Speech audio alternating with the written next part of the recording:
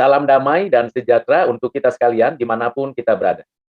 Kembali saya akan mendiskusikan dengan saudara sekalian mengenai kebenaran. Topik yang akan kita pelajari bersama ialah segala kebenaran adalah kebenaran Allah. Proposisi ini penting untuk menjadi pijakan bagi setiap orang percaya agar menyadari bahwa segala kebenaran yang ditemukan, dipelajari, dan dipraktekkan oleh siapapun tanpa memandang keberadaan latar belakang hidupnya, kepercayaannya, keyakinannya, budayanya, tetap harus dihargai. Karena segala kebenaran adalah kebenaran Allah.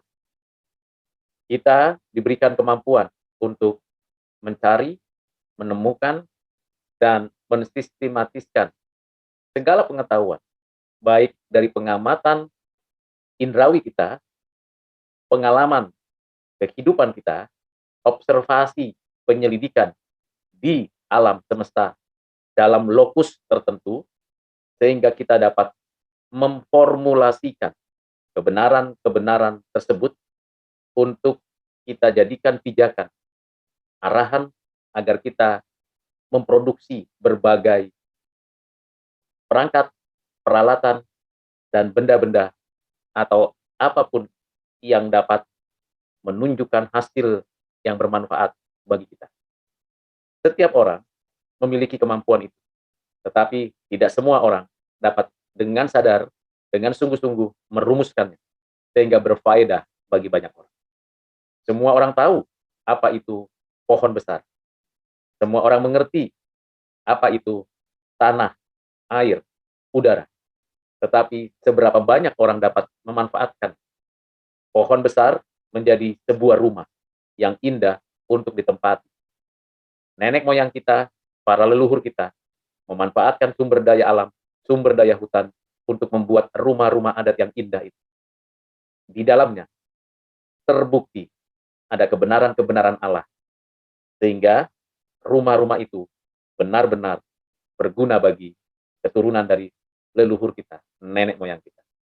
Begitu juga ketika kayu-kayu yang diolah menjadi perahu, sampan, bahkan yang lebih besar dari itu kapal, yang berasal dari pohon-pohon yang ada di hutan, diatur sedemikian rupa, disusun sedemikian baik,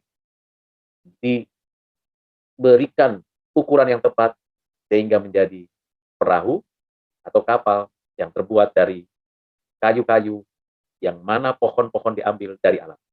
Ini adalah sebuah proses penemuan, pemanfaatan. Dan semuanya itu diperiksa, dipelajari secara non-formal dari satu generasi ke generasi lain, ke generasi berikutnya, dan menghasilkan produk-produk tradisional. Itu berakar dari pengetahuan yang benar, dan itulah kebenaran yang ada di alam ini. Segala kebenaran adalah kebenaran Allah. Bertambahnya kemampuan manusia untuk memanfaatkan sumber daya alam, sumber daya hutan, sumber daya laut, sumber daya udara, sumber daya air, sumber daya yang ada di dalam sinar cahaya panas dari matahari. Semua upaya untuk menemukan, mendapatkan, dan memanfaatkan semua tatanan alam ini, itu karena di dalamnya ada kebenaran. Dan seluruh kebenaran yang objektif, logis, antara satu fakta dengan fakta yang lain, tidak kontradiksi, antara satu pemikiran dengan fakta, tidak mengalami perbedaan. Ada kesinambungan apa yang dibutuhkan, apa yang ada dalam ide, dan apa yang nanti alam. Lalu terjadi korelasi yang baik. Sehingga nenek moyang kita, orang-orang cerdas, dan orang-orang yang skillful, yang sampai sekarang dapat memanfaatkan segala kebenaran adalah kebenaran.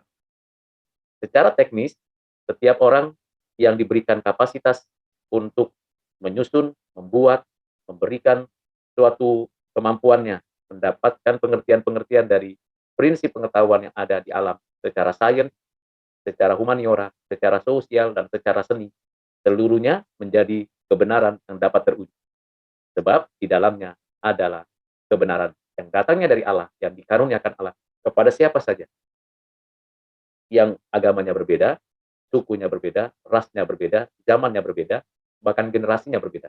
Tetapi kalau itu berlaku universal, bermanfaat bagi banyak orang, dan itu dapat meningkatkan kesejahteraan hidup, dan tentunya setelah diuji, dievaluasi dari waktu ke waktu, dan semakin baik, semakin bagus, semakin indah, maka pastilah prinsipnya adalah kebenaran.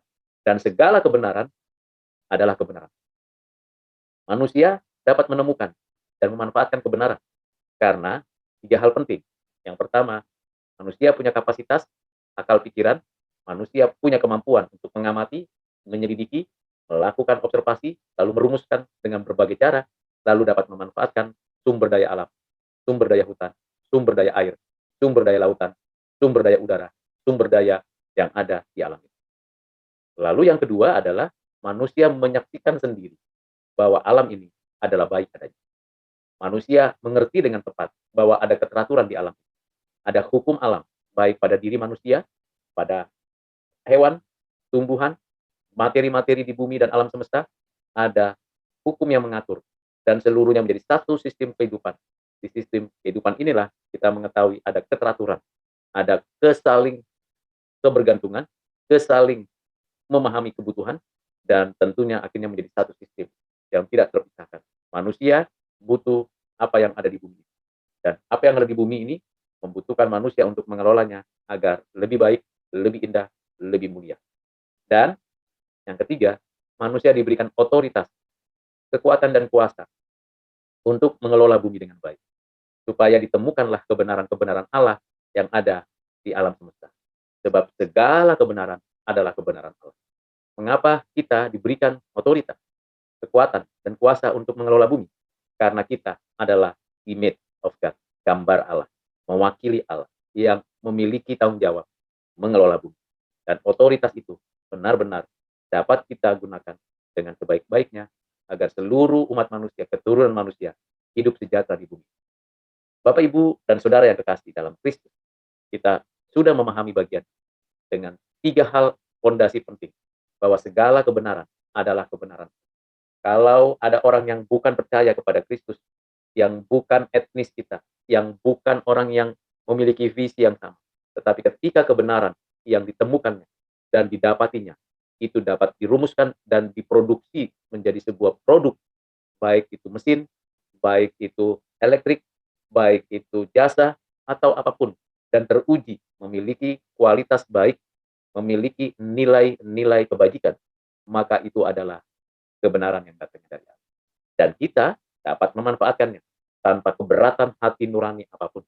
Sebab kebenaran yang ditemukan, diproduksi, dan kita dapatkan adalah kebenaran-kebenaran Allah. Karena segala kebenaran adalah kebenaran Allah, maka tidak ada istilah ini barang sakral atau bukan barang sakral.